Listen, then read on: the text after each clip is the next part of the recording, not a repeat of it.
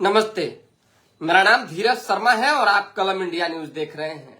हमारे कार्यक्रम पेपर वाला में आप सभी का बहुत बहुत स्वागत है। थोड़ी बहुत लेटलतीफी के लिए माफी चाहूंगा। स्वाभाविक सी बात है भाई, गर्मी इतनी है कि रात में सुतल नहीं बन रहा है, तो दिन में थोड़ी लेट से उठना ही होगा। अब क्या करें, 3-3 बजे भोर तक जगरिया हो रहा है, रत जगा हो रहा है। ऐसी स्थिति उत्पन्न हो गई। 39 लोगों की जान चली गई कल गर्मी से पूरे बिहार भर में। एकदम सतर्कता बरतनी है, सावधानी बरतनी है। जीवन बचाना है तो घर में बसे रहिए, डटे रहिए, निकलने की कोई जरूरत नहीं। काम 2-4 दिन 5 दिन बाद होगा, सीधी सी बात है। अगर आप नहीं मानेंगे, लू के चपेट में आएंगे तो बड़ी मुश्किल हो जाएगी। टोटल डिटेल जो है हम आपको एक एक करके बता देते हैं कि कहां कहां कितनी जाने गए हैं। बिहार में हीट वेव से कल जो है टोटल 39 लोग मरे हैं, जिसमें कि तकरीबन 8 लोग जो है औरंगाबाद के हैं। सॉरी, माफी चाहेंगे, 16 लोग, 8 लोग भोजपुर के हैं। समझ जाइए, 16 लोग औरंगाबाद से मरे हैं, जिनकी जाने गई है। 8 लोग भोजपुर के हैं, 5 लोग नालंदा के हैं, 5 बक्सर के और 4 जहानाबाद के।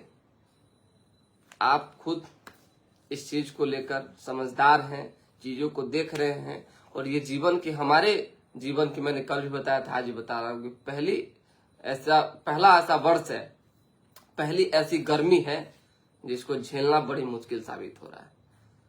सारा एसी फेल हो गया। जो एसी थोड़ा बहुत बचल ओकरा में आगे धड़क जा रहा है। क्या कीजिएगा, इतनी गर्मी है कि मत पूछिए। आदमी अगर आधा घंटा खड़ा रह जाए चिलचिलाती धूप में, तो समझिए कि क्या होगा उसके साथ। ये स्थिति उत्पन्न हो गई। थोड़ा सा ध्यान दीजिए। बाकी स्कूलों को बंद करवाया गया, ये अच्छा निर्णय है। बच्चे बेहोश हो रहे थे, बहुत तरह की बातें हो रही थी, तो ये थोड़ा सा जरूरी था। देर रात जो है मौसम पलटा है, कई जिलों में बारिश हुई है। आज पटना में अलर्ट जारी किया गया है कि आसपास में बारिश होगी। हमारे यहाँ भी कल जो है खूब जबरदस्त बारिश हुई, तो थोड़ा बहुत माहौल उधर ठंडा है। पटना समेत दक्षिण मध्य जिलों में बारिश और वज्रपात का अलर्ट जारी किया गया है। पटना समेत 19 जिलों का जो पारा है वो 40 के पार रहा। इसमें 14 का 42 से अधिक रहा। कहीं 42, कहीं 43, कहीं 44, कहीं 40, इस तरह से टेम्परेचर रहता है।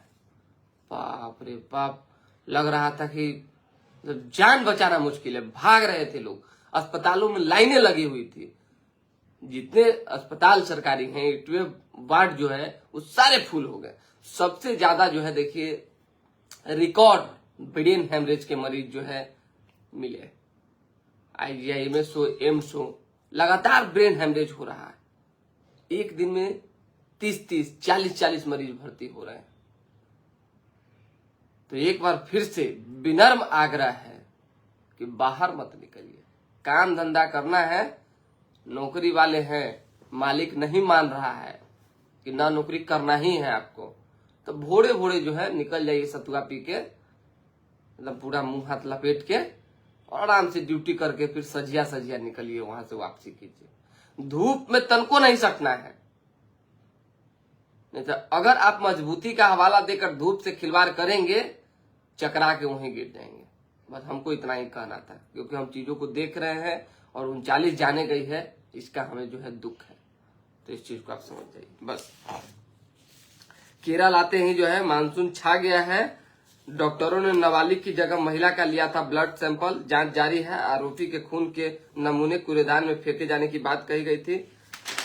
और भी कई खबरें हैं। राजभवन पे बड़ा आरोप लगा। राजभवन ने भले ही पलटवार किया है, FIR भी दर्ज हुआ है, जांच भी चल रहा है, लेकिन EVM हैकर्स को ठहराने का आरोप जो है राजभवन पर लग गया। लगाया किसने है? राजद की ओर से लगाई गई।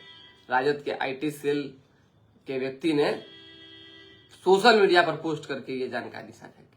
पूरी खबर अखबार में छपी हुई है। हमारे और आपके बताने और समझाने से चीजें समझ में नहीं आएगी। राजद नेता ने राजभवन के बारे में किया आपत्तिजनक पोस्ट। राजभवन ने कहा बदनाम करने की हो रही है साजिश।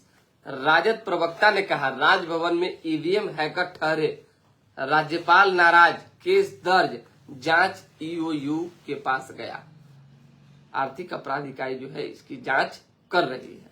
ये क्या मामला है समझ जाइए। इससे पूर्व आरजेडी ने प्रेस कॉन्फ्रेंस बुलाई थी, उस समय भी कई बातें निकलकर सामने आई, लेकिन नाम नहीं बताया गया था कि कई अधिकारी जो हैं रिटायर्ड अफसर राजभवन जा रहे हैं, पीएम से और गृह मंत्री से बात करवा रहे हैं, वहां से जाके कई बातें हो रही है। लेकिन खैर उस समय चीजें नहीं उतनी हाईलाइटेड थी, लेकिन अब हो गई है। अखबार में मुख्यतः जो छपी हुई है वो जान लीजिए आप। राजद के मुख्य प्रवक्ता शक्ति यादव ने राजभवन में 2 ईवीएम हैकर को ठहराने की बात इस सोशल मीडिया पर 29 मई को पोस्ट किया है। 6 मिनट बाद उनके पोस्ट को खुद को राजद आईटी सेल के इंचार्ज बताने वाले नीलेश कार्तिकेयन ने वायरल किया। पोस्ट के अनुसार 2 संदिग्ध व्यक्ति राजभवन में ठहरे हुए हैं। इस पोस्ट से राज्यपाल नाराज हुए हैं। राज्यपाल के प्रधान सचिव रॉबर्ट एल चोगंतु ने ईओयू में इसकी लिखित शिकायत की। कहा कि पोस्ट में उल्लेखित बातें असत्य है, तथ्यहीन है और भ्रामक है। ये केंद्र और राज्य सरकार के साथ साथ बिहार के राजभवन को बदनाम करने की नीयत से लिखी गई है।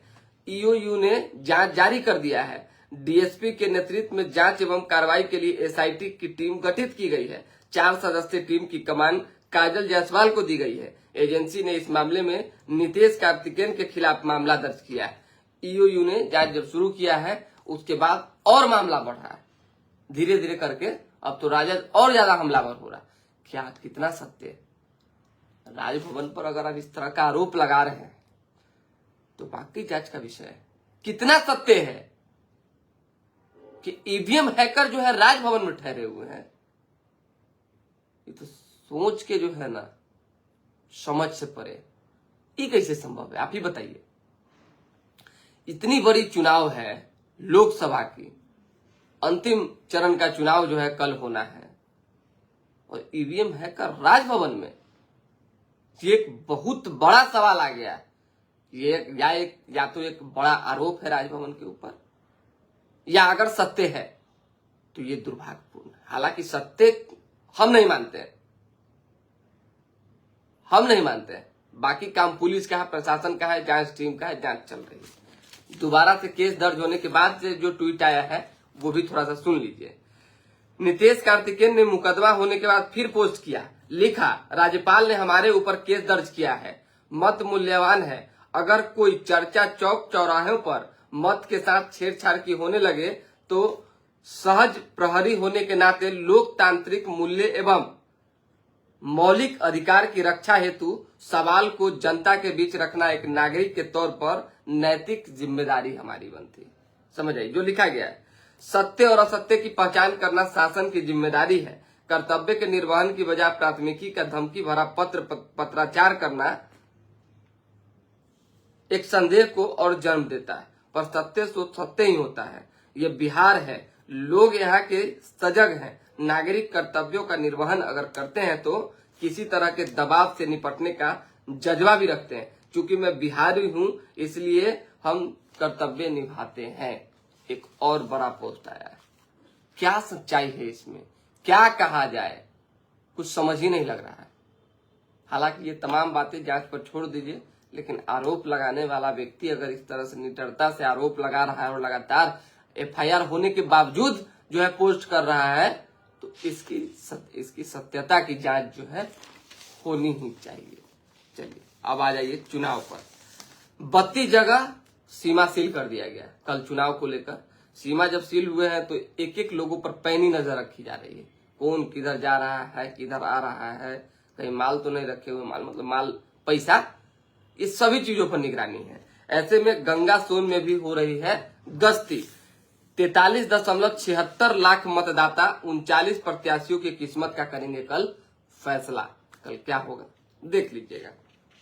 काराकाट में भी चुनाव है, बक्सर में भी चुनाव है, इधर आपको पटना साहिब पाटलिपुत्रा में भी चुनाव है। तो जो हॉट सीटें हैं उस पर ज्यादा नजरें प्रशासन की रहेंगी और नेताओं की भी रहेंगी। पटना साहिब और पाटलिपुत्रा में मतदान की बातें आ गई। कल है वो हमारा लिखा हुआ है, इस पर हम अपडेट बता दिया आपको किसके किसमें चर्चा है और टक्कर है, ये जान लीजिए। एक तो देखिए इस बार जो है पाटलिपुत्रा से कहा जा रहा है कि मीसा भारती और रामकृपाल यादव में जबरदस्त टक्कर। हालांकि पिछले बार भी ज्यादा कुछ अंतर नहीं था वोट का, 35-36 हजार का अंतर था हार जीत का। तो ये अब इस बार क्या होगा, तो ईश्वर के हाथ में है, यानी जनता मालिक है तो जनता के हाथ में है। लेकिन रामकृपाल और मीसा भारती में टक्कर की बातें आ रही है। पटना साहिब सुरक्षित है, मतलब कहीं किसी तरह की वहां कोई दिक्कत नहीं है। चलिए, मुंह नहीं खुलवाएं, कांग्रेस की 7 पीढ़ियों के पाप खोल दूंगा, प्रधानमंत्री ने कहा है। कांग्रेस मुंह न खुलवाए तो ठीक रहेगा, नहीं तो 7 पीढ़ियों का पाप जो है खुल जाएगा। मोदी ने प्रधानमंत्री के पद की गरिमा जो है गिराई है, मनमोहन सिंह ने कहा है। पूर्व प्रधानमंत्री मनमोहन सिंह ने प्रधानमंत्री मोदी पर आरोप लगाया है। सारे काम छोड़ दें, सबसे पहले वोट दें। तो वोट दीजिए ना, क्या दिक्कत है, वोट दीजिए। आप फ्री में सब जगह जाके आनंद उठाइए। रेस्टोरेंट में 50%, सिनेमा घर में 50% छूट, वाटर पार्क में 50% छूट। जहां हम 800 को देके गए थे रविवार को, 400 लगेगा, क्या दिक्कत। भर दिन जाके नहाते रहिए, छापड़ चुनिया करते रहिए। तो कल के लिए व्यवस्था है बढ़िया। हम लोग के जिला में तो कुछ नहीं दिया, देता तो कम से कम थोड़ा आनंद उठाते। अब क्या बोले, शादी के लिए मुहूर्त नहीं, बारिश का इंतजार जारी। न जांच न ऑडिट, देश की बड़ी इमारतों में 2.5 साल में आग से 1177 जाने गई। सही बात है, जांच तो होनी ही चाहिए। देश के 1300 स्टेशनों पर 12 मीटर चौड़े पुल बनाए जाएंगे। क्या आपके साथ भी कभी ऐसा हुआ है कि आप जनरल टिकट हावड़ दरबार में ले गए हो, चाहे जनरल टिकट का सफर करते हो और टिकट से अधिक पैसा लिया जाता हो? कुछ ऐसा हुआ हो तो कमेंट बॉक्स में हमें कमेंट करें। कल अब हमारे इसमें कहीं कोई गलती नहीं है, फोन बंद हो गया था, टेम्परेचर हाई बताने लगा फोन का अचानक। अब आईफोन में भी इस तरह की समस्या आने लगी है, हमको नहीं पता था, कल भी यही समस्या आई थी। अब इतनी गर्मी है कि क्या कीजिएगा, दूसरा कोई विकल्प है। थोड़ा सा फ्रेम सही कर लिया जाए, सारा व्यवस्थित चढ़ आ जाता है एक के बार गांधी में। चलिए, और जल्दी जल्दी बता देते हैं, फिर बंद हो जाएगा। तो आग कई जगहों पे लगातार लग रही है, तो उसकी ऑडिट होनी चाहिए, जांच पड़ताल होगा तभी तो चीजें पता चल सके किसमें नियमों का पालन किया गया है और कहाँ नहीं किया गया। जस्टिस अरविंद सिंह चंदेल होंगे पटना हाई कोर्ट के न्यायाधीश, ये खबर आ चुकी है। इसी तरीके से वोटों में 2 तरफा काटछाट जारी, इसी से जीत हाथ तय होगा। सीधी लड़ाई में आरके सिंह का बूथ मैनेजमेंट बेहतर है। आरा की बात हो रही है। जमीन लेने वाले कर रहे हैं नौकरी देने की बात, चिराग पासवान ने कही है। तेजस्वी यादव ने कहा है कि चिराग पासवान का जमानत जब्त हो जाएगा। अब जमानत जब्त होगा कि जीतेंगे, भारी अंतर से जीतेंगे, तो 4 तारीख को पता चलेगा। पहले कैसे कह दे कि किसका जमानत जब्त होगा, किसका जमानत जब्त नहीं होगा। इसका तो ये हो जाएगा, तिचोक्ति हो जाएगी, जल्दीबाजी है। बिहार में राजभवन चल रही है सरकार, तेजस्वी यादव ने कहा है कि बिहार में राजभवन से सरकार चल रही है। हर हत्याकांड में जो है मुख्य आरोपी अमन समेत 2 गिरफ्तार हुआ है। एसआईटी ने 7 संदिग्धों को भी उठाया। डांडिया नाइट में मारपीट को पटेल छात्रावास के सम्मान से जोड़ दिया था। इसी को लेकर जो है इतनी बड़ी घटना घट गई। तो ये कार्रवाई लगातार जारी है और ऐसे लोगों को तो बड़ी मतलब कुछ न कुछ इलाज करना चाहिए। हम क्या कहें, सार्वजनिक तौर पे तुम कह नहीं सकते, लेकिन गाँव में कहावत है ना कि घोड़न के छत्ता झाड़ के कैसे दे फाड़ा जाता है। तो इस तरह का इलाज भी थोड़ा बहुत, जो आदमी के साथ किसी तरह का कोई अनहोनी घटना भी न घटे और उसका इलाज भी हो जाए, होना चाहिए। परीक्षा घोटाले के मामले में बिहार बोर्ड के 2 कर्मी बरी हुए हैं। विजिलेंस का छापा जो है पड़ गया कल पटना जंक्शन के जनरल टिकट काउंटर पर। ये शिकायत मिली थी कि जितना राशि है टिकट का उससे ज्यादा पैसा ले रहा है। जांच पड़ताल हुआ है, 1 लोग सस्पेंड हुए हैं और चीजें चल रही है कि कौन कौन लोग दोषी हैं। भीषण गर्मी से मसौडी, फतुहा एवं दानापुर में 30 से अधिक मतदान कर्मियों की तबीयत बिगड़ी है। मसौडी थाने के एसआई भी अचानक बेहोश हो गए। चक्कर और पसीना आने लगा तो फौरन भेजा गया अस्पताल। एक ही हालत नहीं सुधरने पर भेजना पड़ता है पटना। इलाज के बाद स्थिति में सुधार। ब्रेन हेमरेज के मरीज बढ़े, आईजीआई में 30 भर्ती। गर्मी से पीड़ित मरीजों के इलाज की व्यवस्था देखी जा रही है पीएमसीएच में। देखिए, हम पहले एक चीज बता देते हैं आपको, आप गरीब रहिए, अमीर रहिए, मध्यम वर्ग के रहिए, कुछ हो रहिए, हमको अपना व्यक्तिगत पूछिए, सरकारी अस्पताल पे ट्रस्ट नहीं है। जिंदगी दाव पर है, जाइएगा सरकारी अस्पताल में और जिंदगी दाव पे लग जाएगा। इसीलिए सीधा जो है कुछ नहीं करना है। अगर इस तरह की घटना घट रही है आपके साथ, ORS का घोल लीजिए, ग्लूकोन-डी पीजिए, सरकारी अस्पताल में जाइए, पता कीजिए, बेहतर कुछ व्यवस्था मिल रही है तो ठीक, न तो एक आदमी को भेजिए प्राइवेट अस्पताल पे जाके पता करते रहेगा कि वहाँ जगह खाली है कि नहीं, वहाँ बेहतर व्यवस्था है कि नहीं। मरीज को उठाइए, सीधा भर्ती कराइए, बस पैसा तो नहीं ज्यादा लगेगा, जिंदगी बच जाएगा, हम कह दिए।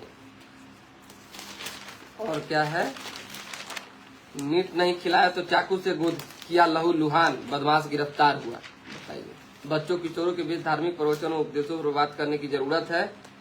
सुशील कुमार मोदी बहुयामी प्रतिभा के धनी थे, ये बात जो है देवेश चंद ने कहा है। सवरिया के खबर अब विशेष रह नहीं गया, तो दूसरा क्या बताया आपको। हादसे के बाद ट्रक और हाईवा में लगी आग, 2 जिंदा जल गए। सासाराम की घटना है, 2 नर्सिंग कॉलेज के छात्र वीरे बचाव में गए, डॉक्टर से हाथापाई हुई, हटापटी सब हो गया, डॉक्टर को बड़ी मार मारा।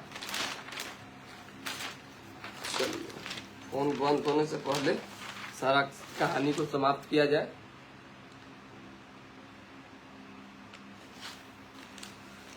तो दोबारा भी जुड़ेंगे, फिलहाल अभी के लिए हमें इजाजत, हमारे साथ बने रहें, देखते रहें कलम इंडिया न्यूज।